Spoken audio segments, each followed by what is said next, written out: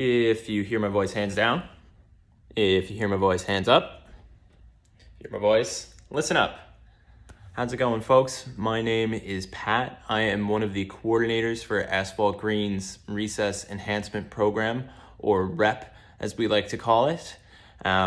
What we look to do is partner with schools and work with them to ensure that their recesses are safe, active, and fun environments for their students. So we are looking to help you during these strange and stressful times do just that, because we believe that in any environment and at any time, we can always be safe, active, and fun for the benefit of our students. So this video, we're going to be talking about a game called Animal Kingdom, and I'll be introducing you to it and explaining the instructions and the rules to it. But before we get into that, we always want to get into the habit of doing a safety check, both for ourselves and for our students. Safety is always a top priority for us here at REP, but especially given the times that we're in, we want to make sure that everything is super, super safe. So with that in mind, we'd ask that you ensure that you and your students wash your hands both before and after you've played this game. And as well, we would ask that you try and stay 6 feet apart so that everyone is properly social distanced during this time. Try not to touch your face. Ask your students to try not to touch their face either. You can even work it into the game as a certain rule with some silly consequences. And if you have to cough or sneeze, making sure that you're just dabbing right into the elbow. It's as natural as can possibly be. So let's make that happen. So without further ado, once we've done our safety check, because again, that's the top priority, we'll get right into the game. So 2 thumbs up if you're ready to go. So folks, the name of the game is Animal Kingdom, and it's a personal favorite of ours over here at REP.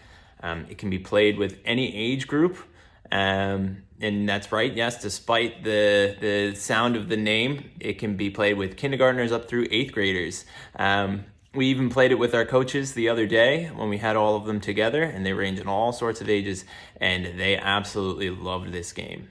The best thing about it is that it is safe, and it allows for appropriate social distancing during these times, and it requires little to no equipment if you don't have any, so you don't have to play with any equipment during it. And of course, the most important thing about it, it's fun. Before we can get the fun started though, we here at REP, we always like to make sure that we are repping it out with our games.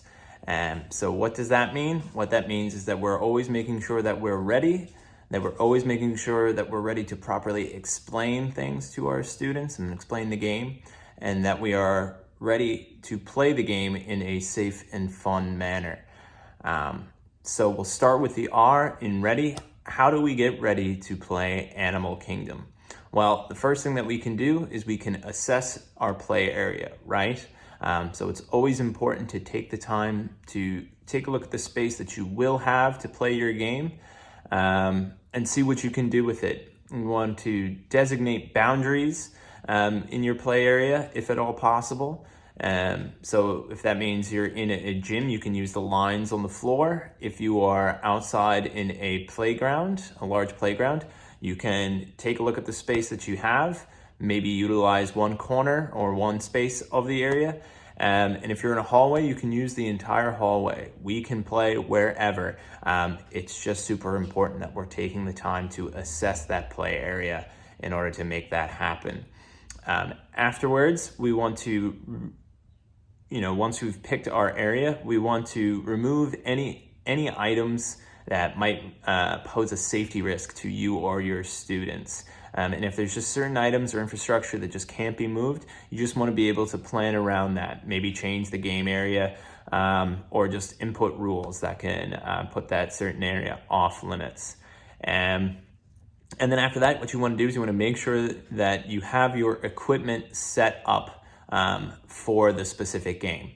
With Animal Kingdom, we don't need any equipment whatsoever, so this is a step that you won't need to worry about for this game. And then once you've done all of that, you want to gather up all of your students in an organized fashion. And you can use an attention grabber to gather everybody up, have them line up on a designated line that might be there. Say again, if we were in a gym, you can have them line up on the baseline of the court, or if you're out at a playground, along a fence. And making sure, of course, during this time that everyone is 6 feet apart and properly social distanced.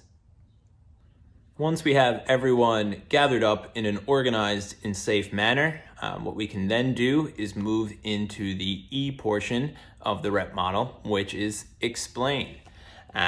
So what we want to do during this time is, again, use an attention grabber, like the one that I used at the beginning of the video. Personal favorite of mine is, if you hear my voice, clap once. If you hear my voice, clap twice. If you hear my voice, clap no times. Listen up. You grab the attention of everybody that will be playing the game, and then you can launch into your explanation of the rules of the game. What's super important during this time is that we're using a loud and clear voice when we are explaining and laying out our expectations for everyone. And you also, during this time, want to ask questions in order to check for understanding. So while you're explaining the game, making sure that kids are listening by asking them specific questions like, well, what do we do if I say this? Or what happens if this person does this? Whatever it might be, anything specific to the game in order to ensure that the students do understand the rules and we've removed that ambiguity. Once we've done that, we've explained all of the rules, we can move into play. But I'll explain the rules to Animal Kingdom here so that you have them, and you can follow along on your printout or PDF version of the game instructions. So the name of the game is Animal Kingdom, and we always like to get the students to repeat the name of the game back to us so that they can remember it themselves. So the name of the game is Animal Kingdom. What's the name of the game? Animal Kingdom, of course. That's what we're talking about. So the first rule of Animal Kingdom, what we want is to ensure that everyone is circled up. So everyone should form a circle, and making sure, again, that everyone is 6 feet apart from one another. One person will go into the center of the circle. When you're first starting out, it can be you. You can head right into the middle of the entire circle. Once everyone is 6 feet apart, you can announce that you are the zookeeper. So what happens after that, once everyone's formed the circle and the zookeeper is in the middle, the zookeeper will shut their eyes and will tell the group how to move in a circle, okay? So the zookeeper might shut their eyes and will tell everyone, why don't you hop in a circle, right? Going whichever way, clockwise, anti-clockwise, whatever that might be. What will then happen is the zookeeper, when they feel, up to it, will yell, freeze. And then everyone needs to freeze, and the zookeeper will point in a specific direction. Whoever gets pointed at, whoever is selected by the zookeeper, is the chosen one there, and they will need to make the sound of an animal that the zookeeper decides. So, for example, if I was in the middle, I was spinning around, and I pointed at you, what I would then ask is, make the sound of a tiger. And you would have to make the sound of a tiger to me. And then we move on to the next part of the game, which is the zookeeper would then have to guess who made that sound. So the zookeeper has three tries to try and guess the name of the person making the sound. Then what will happen is, if the zookeeper gets it right, the person making the animal sounds has given themselves away. The person who was making the sounds can do, 5 jumping jacks, 5 seconds of silly dancing, anything active to, get them moving.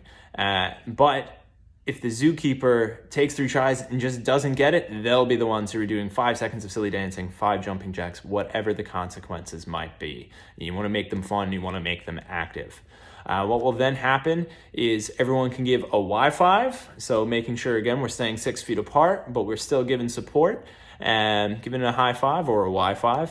And then the zookeeper and the person who was who was chosen will then swap places. So the person making the sound will become the new zookeeper, and the zookeeper will become one of the people that can be chosen. So those are the rules of Animal Kingdom, and that concludes the explain portion of the rep model. So you can explain those rules to students once they've all gathered up in an organized and safe way. But then, of course, you have to play the game, which brings us to our final portion of the rep model, which is P, play. And so what's important during this time is while the game is going on, in order to keep it fun and safe, we like to add in some modifications every once in a while. So you want to monitor your game and see what changes you might have to make at any given time, or what clarity you might be able to offer while the game is being played. So a few things with Animal Kingdom, you just want to make sure to remind students to freeze when the zookeeper says freeze. If the zookeeper points and everybody's still moving, that might delay the game and might not be as fun. Additionally, if the zookeeper is pointing at somebody but they're not really pointing at anybody, you can just find the two closest people, have them play rock, paper, scissors from six feet away, and then whoever loses rock, paper, scissors, they'll be the person who will make the animal noise. We also highly encourage you to switch the circle movements up. So it could be the case that the zookeeper asks everyone to walk initially, but then you can ask them to skip in a circle. You can ask them to hop in a circle. You can ask them to moonwalk in a circle. Whatever might get them moving in a different way, and whatever might keep the game a little bit fresh. So that's a great tip to use as well. You always want to make sure too that the rest of the group is staying silent while the person who was chosen is making the animal noise. It's very difficult to hear, a cow who's mooing when everyone else around you is talking. And besides, you're going to give yourself away during those moments too. And you also just want to switch up the exercise too that students might be doing, as a consequence of having been guessed or for not guessing correctly, So it could be, again, the case that someone can do 5 jumping jacks. Maybe the next time they can do 5 squats, or maybe they can do 5 seconds of silly dancing, whatever it might be. You just want to add in a little bit of variety here and there. If you ever feel the game getting a little bit stale, you want to keep it interesting and fun for our students. All right? Okay, so if you hear my voice, clap once. If you hear my voice, clap twice. If you hear my voice, thank you. That is Animal Kingdom, folks. I really appreciate you listening and watching along. Hopefully it was helpful for you. And we look forward to coming out with a few more videos of games that can be equally as helpful for you. So keep on the lookout for them, and we'll see you next time.